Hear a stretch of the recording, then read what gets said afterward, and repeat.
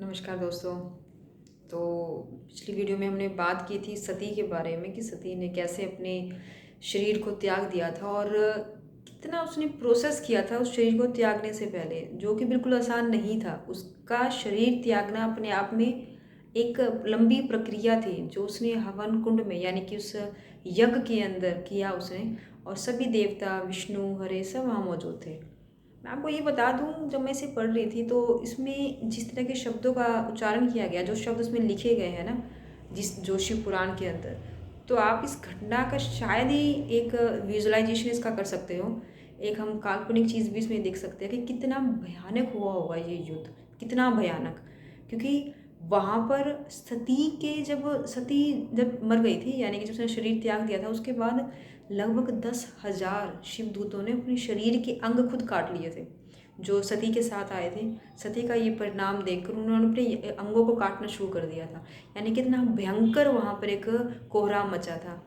और जो भृगु थे, जिसने हवन की कुंडी में एक आहुति देकर ऋभु नामक एक इंसान को पैदा किया, जो बहुत ज़्यादा शक्तिशाली था, बहुत ज़्यादा, जिसने शिवदूतों को मारना शुरू किया या शिवगणों को उसने मारना शुरू किया। तो जब ये सारी घटना घटित हुई तो विष्णु हरि ब्रह्मा देव उपदेव, इनफैक्ट इंद्र, जो इंद्र की उत्पत्ति इसलिए हुई थी क्योंकि इंद्र का काम ही ये था कि वो एक योद्धा था। वो बहुत सारे राक्षसों से लड़ता था, महान योद्धा था इंद्र। बाकी हम उसको इंद्रदेव बोलते हैं, बारिश के लिए बोलते हैं, लेकिन वो एक महान योद्धा के रूप में जाना जाता है। तो ये सारी चीज़ें जब हुई तो ये सारे जने वहाँ पे देख रहे थे। उनकी सबसे बड़ी गलती थी कि ये मौन रहे। मौन हो जाने की वजह से जो गुस्सा था शिवदूतों का वो और भी ज़्यादा बढ़ गया। तो जब शिवदूत इतने इतने 10,000 शिवदूत वहाँ पे मर गए, खुद अपने अंगों को उन्होंने काट लिया। और ये सारी घटना हुई कनखल के अंदर, जो उत्तराखंड में है आज, हरिद्वार के पास।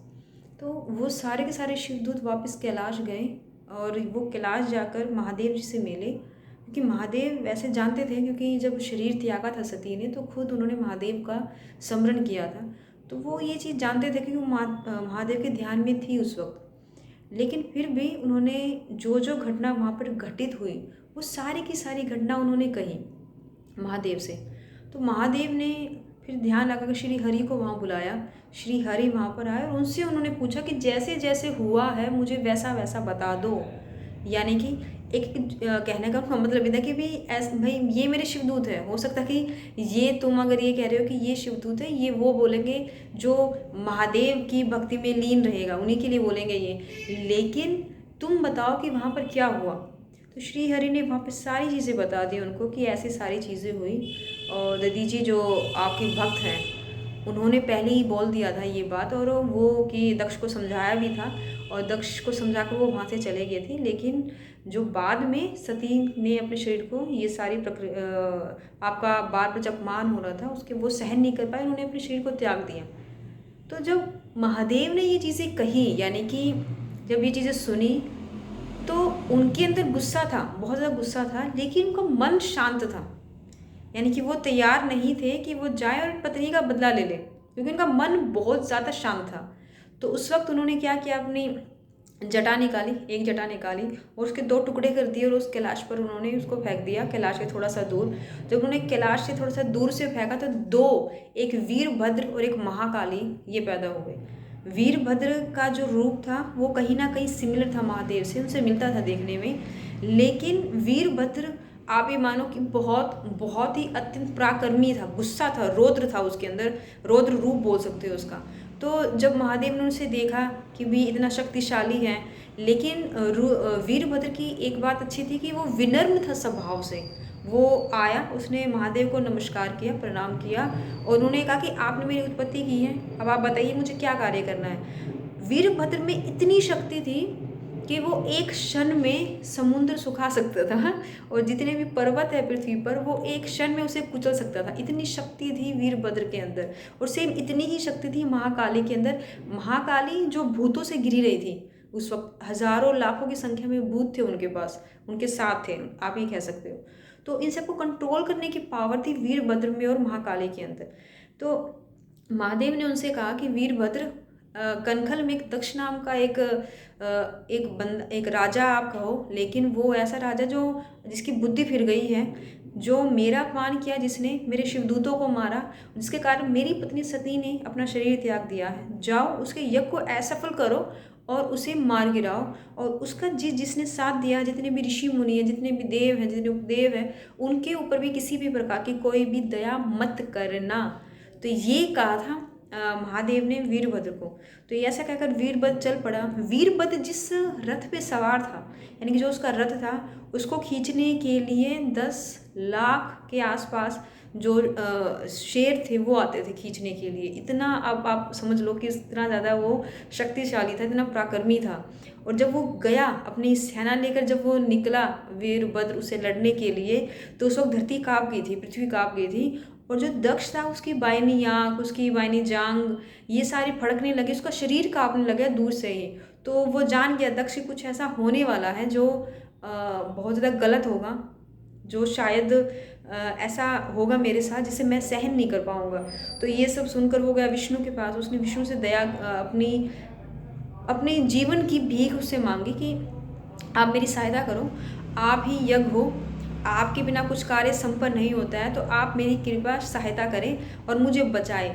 लेकिन विष्णु ने ये कहा कि ये जो कार्य तुमने किया है, मैं इसमें तुम्हारी कोई भी सहायता नहीं कर सकता। तुम्हें पहले ही बता दिया गया था कि तुम्हारा जो यज्ञ है इसमें महादेव उपस्थित नहीं है। दधीचि ने तुम्हें ये बात पहले ही बता दी, और महादेव की उपस्थिति के बिना कोई भी यज्ञ कार्य सफल नहीं हो सकता। लेकिन फिर भी तुम अपनी बात पर अड़े रहे, और तुमने एक बार नहीं, तुमने बार बार निरादर किया सती का और महादेव का।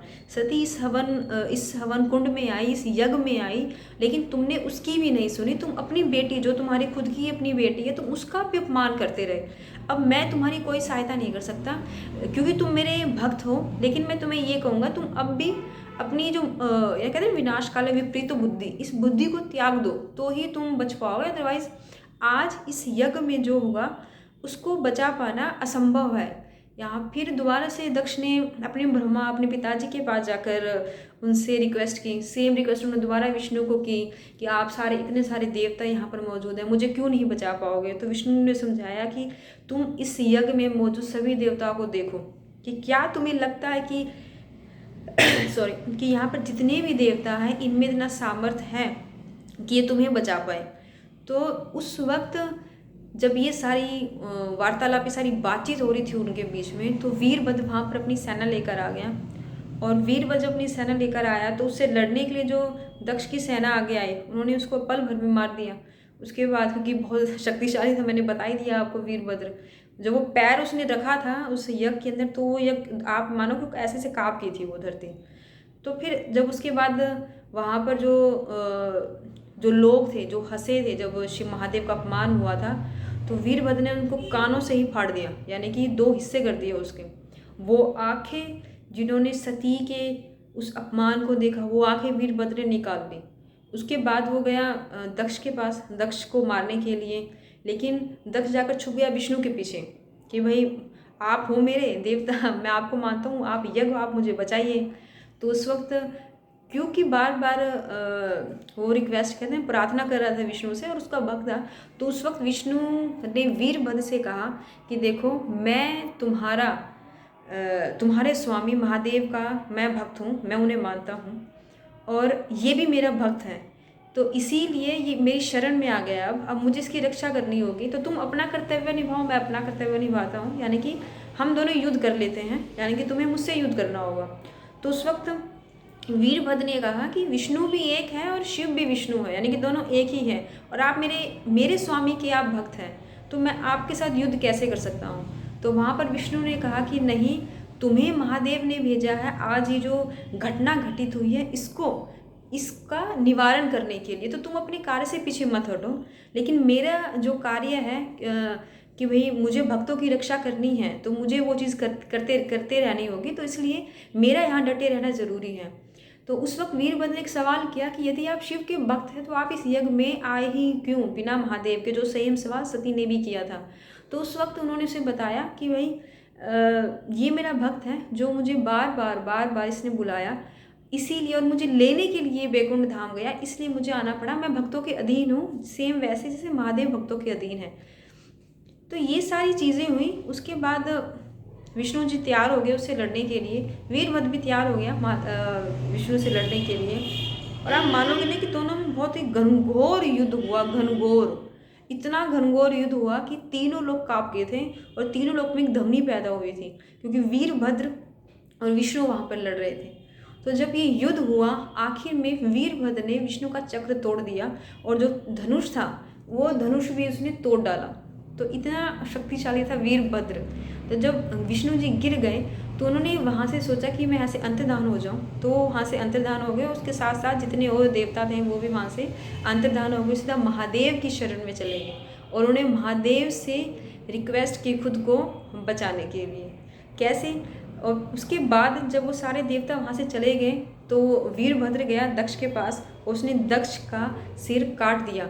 अच्छा, दूसरी ये कि जब वीरभद्र दक्ष का सिर काट रहा था वो कट नहीं रहा था, उसको किसी को एक वरदान था जिसकी वजह से उसका जो सिर है वो कट नहीं सकता था। तो वीरभद्र ने हाथों से उसकी गर्दन मरोड़ के उसको तोड़ के बाहर फेंका था। तो आप अब अंदाज़ा लगा सकते हो किस तरीके से दक्ष को मारा गया और क्या उसने ये इतना इतना जो उसने ये पाप किया था। और उसके बाद वीरभद्र ने ये उनको वहाँ पे जितने भी लोग थे सबको मारकर वो कैलाश की तरफ चला गया। कैलाश जाने के बाद क्या हुआ, बाकी देवताओं का क्या हुआ, ये अगली वीडियो में।